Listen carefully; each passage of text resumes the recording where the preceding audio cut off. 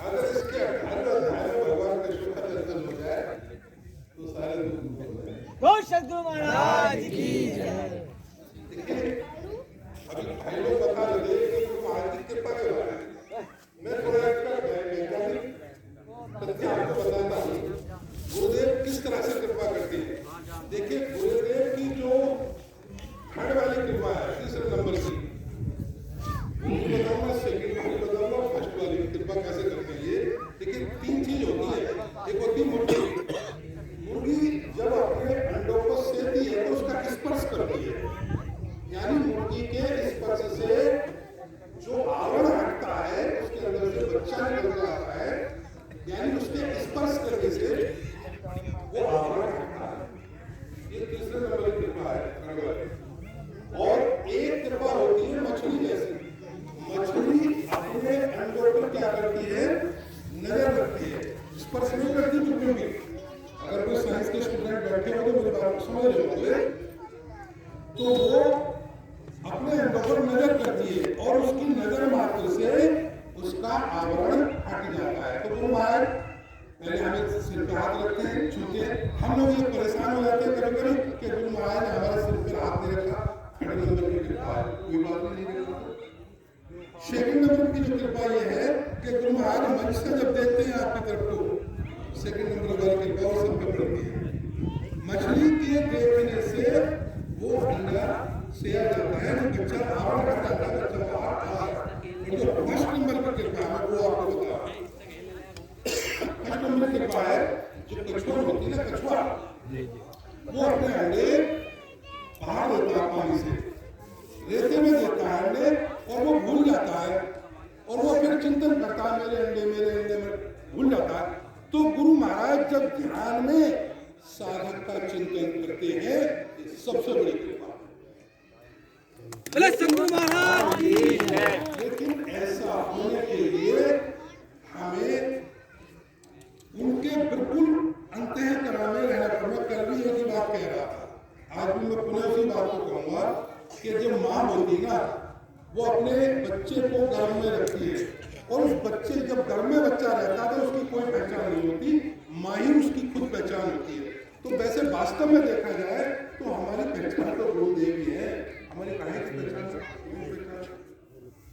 लेकिन एक चीज और बताऊं आपको मैं, अभी मैंने बताया था कि 9 महीने तक बच्चा माँ के पेट में श्वास नहीं लेता है, फेफड़े काम नहीं करते उसके, फेफड़े तो बाहर आकर उसकी नाड़ी जो है वो माँ की नाड़ी से जुड़ी हुई होती है। आप देखें कि भगवान विष्णु को जब देखते हैं तो नाभि में कमल है, और कहाँ से जुड़ा हुआ है, हृदय कमल से जुड़ा हुआ है, और वहां की जो ऊर्जा मिल रही है, इसी से तो जीवन चल रहा है।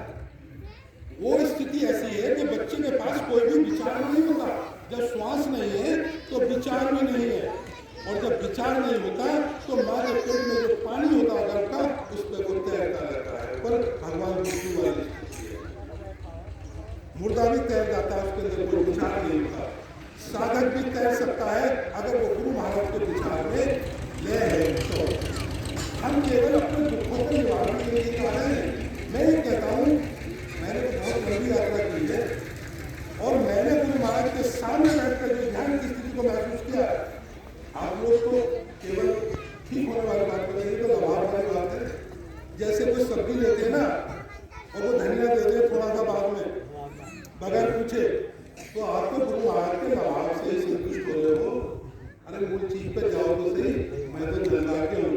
और एक चीज और भी है, मैंने भी कहा ना कि ये मेरे भाई गुरु है, आपकी भाषा में मैं बैठता हूँ, आपकी भाषा, गुरु महाराज की भाषा में नहीं। क्योंकि मैं इतना भी जानता हूँ कि किसी माँ का कोई बेटा जो भटक जाता है तो माँ उसका बड़ा ख्याल रखती, भटके हुए का, अच्छे वाले का नहीं लगती। और एक दूसरी और भी बात है कि आपने देखा होगा भेड़ चलाते हैं गडरिए, तो क्या होता है कि कोई अगर भेड़ खो जाती है ना, तो और भेड़ों को तो वो बाड़े में बाड़ी आता है, और फिर ढूंढने निकलता है भेड़ को, और जब वो भेड़ हाथ आ जाती है ना, तो भेड़ को कंधे पे रख कर आता है। शायद मेरी स्थिति ये चीज है।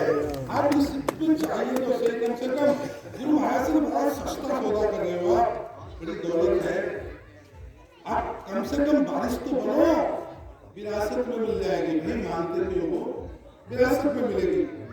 समय बाहर आ रहे कि मैं एक छोटा सा दृष्टांत गुरु को साथ को बोलते नहीं है, लेकिन मुझे अपनी बात कहने के लिए साथ का सहारा लेना पड़ेगा।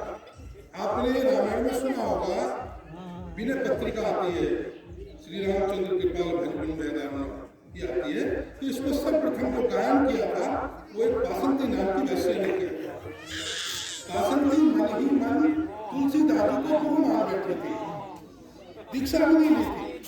हम लोग तो सोचते हैं हमें दीक्षा देंगे या नहीं देंगे, लेकिन उसने तो मन से ही धारण कर लिया, तुलसी दादी को धारण कर लिया मन ही मन, और वहां से वो अपना रोज भजन करती। एक दिन क्या हुआ कि वाराणसी में की वो वैश्य थी, वाराणसी में तुलसी चौरा नाम की एक जगह है, अगर दरवाजे ने वहाँ ड्यूटी दी होगी तो समझ जाएंगे। वाराणसी में तुलसी चौरा है, तो वहाँ तुलसीदास जी आए थे, जैसे आज गुरु महाराज पधारे हैं, तो वहाँ पर सत्संग चल रहा था। जब बासंती को यह पता लगा कि मेरे गुरु महाराज का आगमन आज वाराणसी में हुआ है, तो उसने घोषणा कर दी कि आज मेरा जो श्रृंगार होगा वो केवल गुरु महाराज के लिए होगा, उनका दर्शन करने जाऊंगी, आज मैं दर्शन नहीं करूंगी। उसके बाद वो वहां से चली, और लेकिन क्या था कि वैश्या थी, वो दूर से ही गुरु महाराज को निहारने लगी। गुरु महाराज बैठे थे, तुलसीदास जी संगत में जा नहीं सकती थी, समाज से तिरस्कृत थी, वो दूर से ही गुरु महाराज को निहारने लगी, और निहारते निहारते गुरु महाराज की भी ऐसी कृपा हो गई, वो खड़ी खड़ी समाधिस्थ हो गई। उसको ये भी पता नहीं लगा, ये कथा कहती रामायण में नहीं कह रहा, वो समाधिस्थ हो गई खड़ी खड़ी, और उधर लोगों की जब नजर गई कि ये उल्टा कहां से यहाँ आ गई, इसे मारो, ये हमारा धर्म नष्ट कर देगी, ये वैश्या है। और जब उसके पत्थर मारने शुरू करे लोगों ने, तो वो खड़ी रही, और जितने पत्थर लगते थे कराहट तुलसीदास जी के लिए, जितनी बार पत्थर लगे तुलसीदास जी के आहार कर देते। भक्तों ने कहा कि महाराज क्या हो रहा, बोले पत्थर बहुत लगे, पत्थर आते बड़े उस उल्टा के मार रहे, बोले वो है कहाँ, यहाँ चोट लग रही है। उसकी कहने का मतलब ये है कि हम अपने पूर्ण समर्पित गुरु महाराज को हो गए, तो मैं समझता हूँ मानने की कोई जरूरत नहीं पड़ेगी। और मैंने कल भी ये बात कही थी, मैंने गुरु महाराज से कभी कुछ नहीं मांगा, और उन्होंने वो दे दिया जिसको मैं आपसे बता नहीं सकता। मेरे को आप लोग तो बता रहे थे, मैं नहीं बता पाऊंगा। बस तब तुलसीदास जी ने उसको बुलाया कि बेटी इधर आओ। लोग तो चुप रहे। बासंती से कहा बेटी तू चाहती क्या है, तो बस एक बार बिना पत्रिका के पद गाया। कहते हैं कि जब उसने बिना पत्रिका के पद गाए, पूरी संगत समाविष्ट हो गई। ये प्रभाव था गुरु के चिंतन का। और उसके बाद उसने वहां से छोड़ करके वो अयोध्या आ गई थी, और अयोध्या को सब सामान अपना बेच बांट के आ गई। और रोज क्या करती कि डेली अपना भंडारा बनाती, कोई उसका भंडारा खाने नहीं आता, शरीर में बहा देती। एक दिन तुलसीदास जी को लगा कि शायद मुझे याद कर रहा, तो तुलसीदास जी जैसे थे, उनके साथी महादेव के साथ दरकार आ गए, बोले आप चलो, जैसे गुरु महाराज भी अपने आप चल देते, कहीं भी किसी की कृपा करने। तब जाकर के तुलसीदास जी वहीं पहुंच गए जहाँ बासंती बैठ उनका स्मरण कर रही थी, बिना पत्रिका के पद गा रही थी। तुलसीदास जी वहीं जाके खड़े हुए, उसको पता नहीं लगा, और जब उसकी आंखें खुली तो गुरु महाराज सामने खड़े हुए, सामने थे, गदगद हो गई देख करके, पानी मुंह से निकली नहीं। तो उन्होंने कहा बेटी आखिर की चाहती क्या है, तो उन्होंने कहा गुरु महाराज आप मेरे हाथ से एक बार मेरे हाथ का बना हुआ बहुत रोजा आपके लिए, और मैं सरयू में बाहर रही हूँ, मैं चाहती हूँ कि आज मेरा भोजन आप स्वीकार करें। तब उन्होंने, कहते हैं कथा ये कहती है कि आज बासंती जो खाना बना रही है उसके जन्म जन्मांतर के पाप धुल रहे हैं, अग्नि लगा रही है। और कहते हैं कथा तो ये कहती है कि संत अगर किसी के घर का भोजन करता है उसके पाप धुल जाता है। हम लोग तो पापी लोग हैं, संत की कृपा है। और गुरु महाराज का तो ये देखो, आप ये बताओ ईमानदारी से, सब कुछ होते हुए भी कौन सा ऐसा उल्टा पजामा रहते हैं, सिंपल रहते हैं। कल मैं गदगद हो गया, अंदर से प्रेम मिला। गुरु महाराज बोले आओ और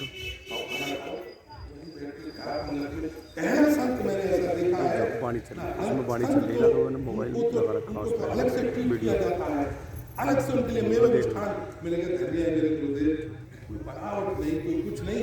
और सही बात तो ये है, जहाँ कोई बनावट नहीं होती, यही ईश्वर का असली दर्शन है, यही सतगुरु की पहचान है। जय जय श्री कृष्ण।